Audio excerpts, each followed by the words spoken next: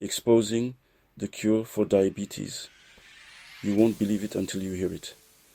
In a groundbreaking medical breakthrough, Chinese scientists have reportedly cured type 1 diabetes using a stem cell transplant.